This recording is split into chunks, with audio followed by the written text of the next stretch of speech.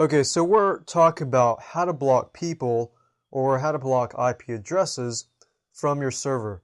Now the question is, okay, why would I ever want to block an IP address from my server? And how do I get that IP address?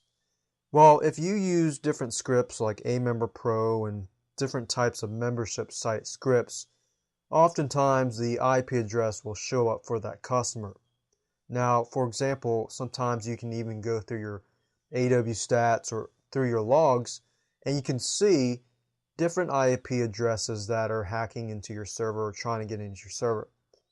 If you have cPanel and you have a firewall, the majority of you will have this similar firewall. Now, if you don't, you're always going to have to email your web hosting company. If it's a fully managed server, you can find out how to do it and all that. But you can also block people and their IP addresses from individual websites. Like, for example, if I go to my cPanel at one of my websites, for individual domain names, you can actually scroll down and you'll find the IP denying manager. And you can enter IP addresses and domain names that you want to prevent from accessing your site. So you would simply enter the IP address here and click on add.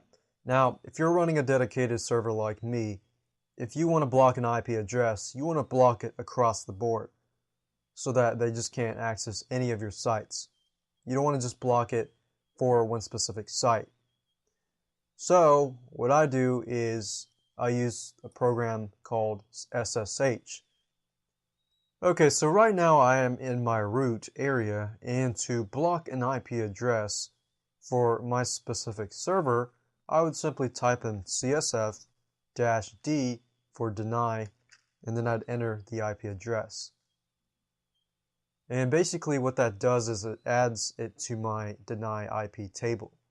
What that means is that if that person from that IP address tries to access my server across the board, then they're not going to be able to do so. They're going to get some error message like, this site cannot be reached.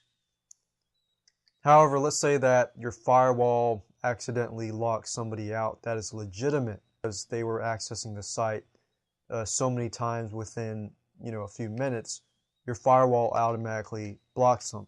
If you want to allow them back, you would put -A for allow and put the IP address like that.